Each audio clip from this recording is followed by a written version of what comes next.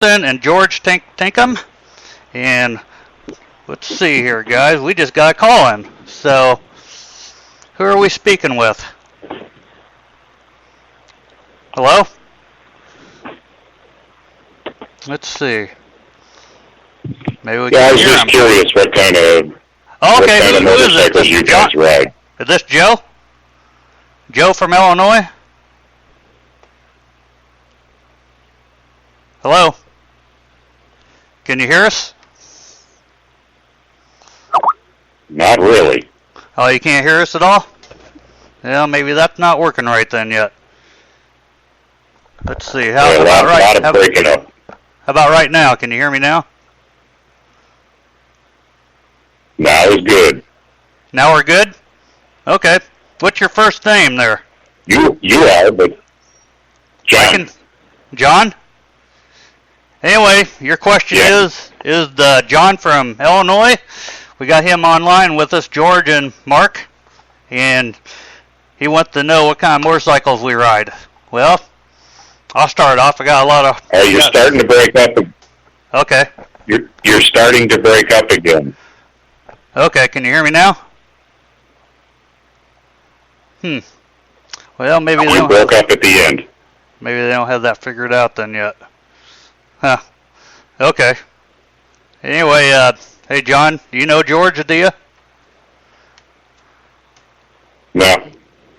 Okay. Well, we all ride... Nobody admits to knowing George. Oh, that's funny. George? Is George and... Can you, George, hear us? George and Mark? Hello? George and Mark? You know what? I think I lost him. I'm going to put you on pause and get back with him. See if I can get him. I think I might have lost them when I connected with you. If you could, yeah.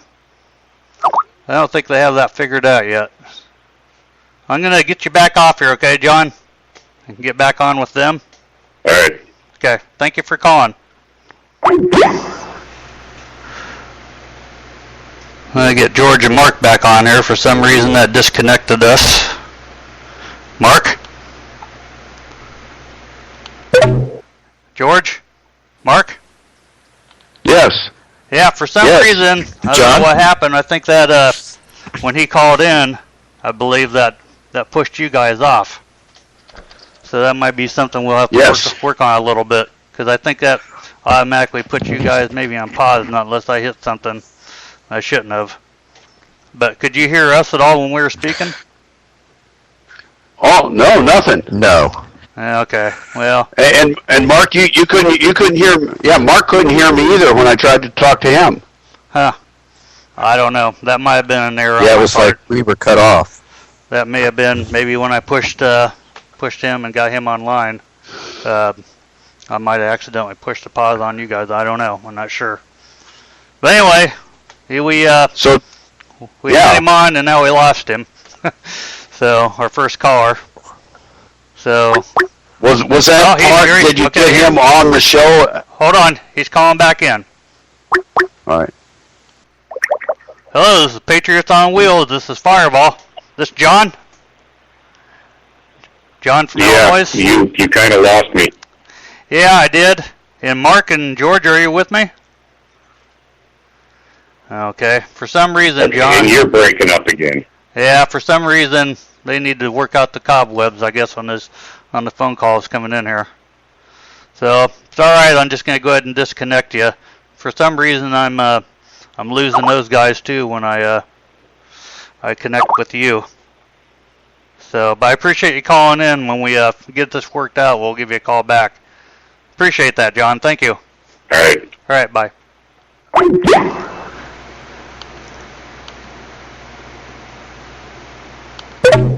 George? Mark? Yes. Alright. I'm here. That's not going to work.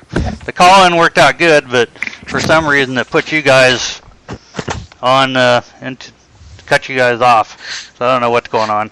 But we're not going to waste any time talking about this. Yeah. That's too bad. So, anyway, got to figure out what the deal is with that. I'm not sure that's what's the deal with Skype. Anyway, we're going to hit on Once again, this is the Patriots on Wheels. This is John Fireball Anderson with George Tink Tinkham and Mark Morrison in Central Illinois on a nice, hot, steamy night.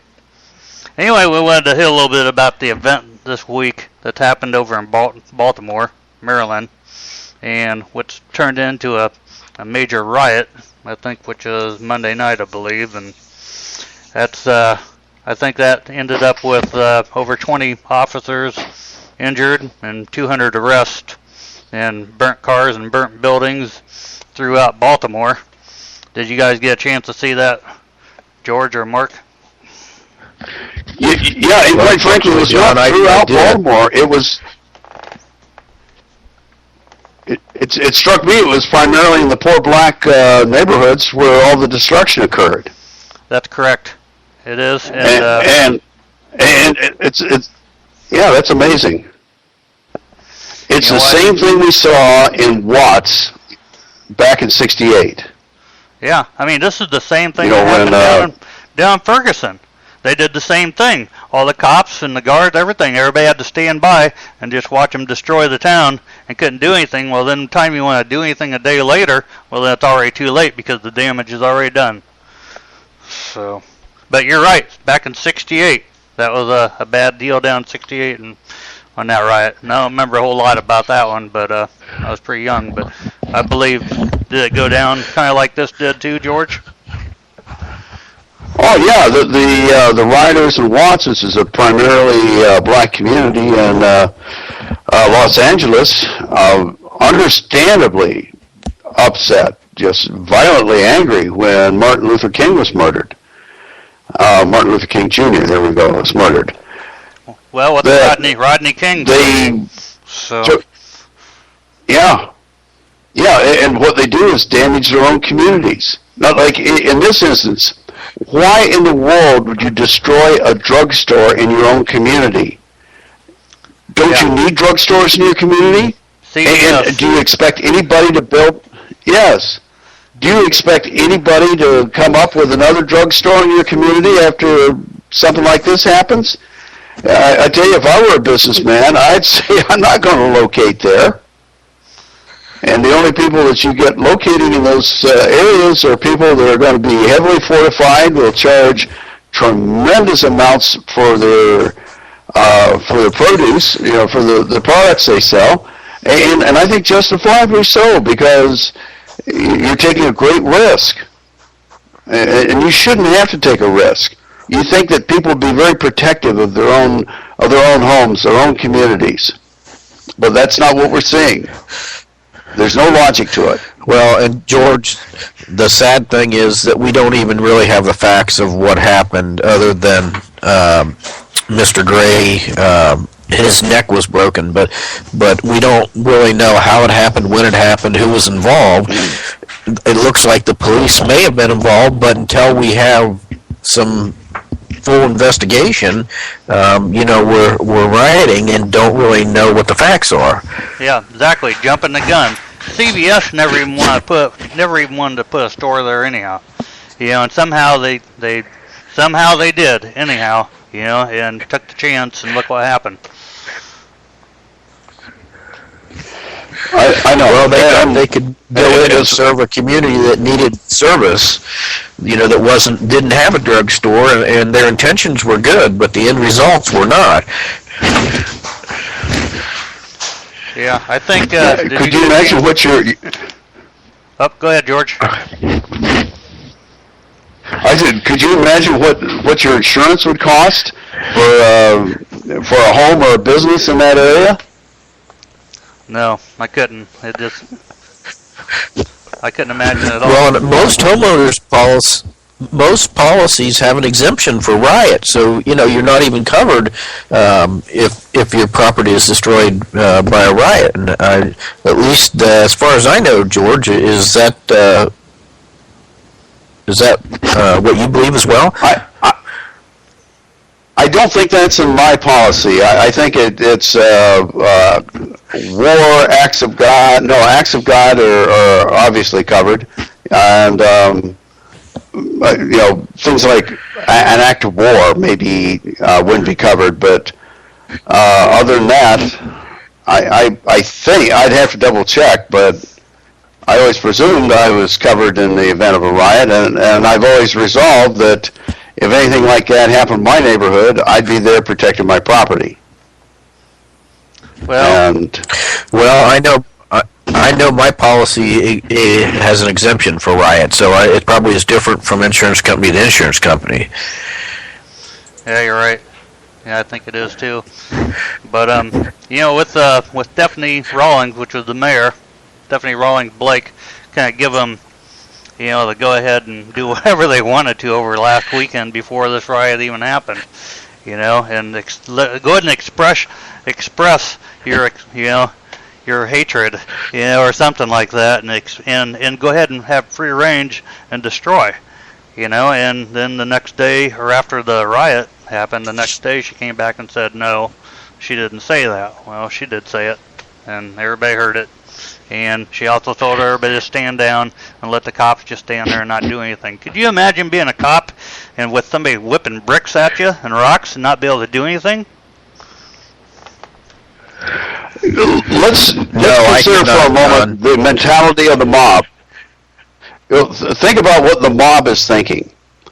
And the mob thinks as if it were a single entity, because it all be made up of several hundred or 1,000 or whatever individuals. The mob has its own personality. It has its own thought process. And once you appease a monster like a mob, it feels its own power. It feels its own identity. And it becomes stronger and bolder. What you do in a situation like that is make it uncomfortable to be in that position, make it uncomfortable to misbehave, and people are less likely to do it. What you need to do is basically what that wonderful mother did when she found her only son all dressed up like a ninja with a backpack full of who knows what, out intent on doing some mischief. And when people are held accountable, when people are discouraged from the beginning, things like what we've seen there in Baltimore are less likely to happen. And also, if an incredibly, horribly stupid mayor tells police to back down and give the rioters room to express their anger, well, that people will come from miles around just because they know there's going to be a party. Yep. And that's what happened. Yeah, exactly. Well, then they put the curfew in there, and about every night there's been some people arrested, because they refused to leave. And I think that night of the riot, all the people that they arrested, over 200 arrests, I think they released half of them the next day. So what's that tell you? We're going to arrest you and throw you in jail, but we can't keep you because somebody telling us we can't charge you or nothing. So then they'll just go back and do it again. They lifted the curfew for tonight. So we'll see what happens tonight, because there's a lot of them there this weekend, Saturday and Sunday. And they're having a big protest and rally, too, this weekend. So we'll see what happens tonight with it.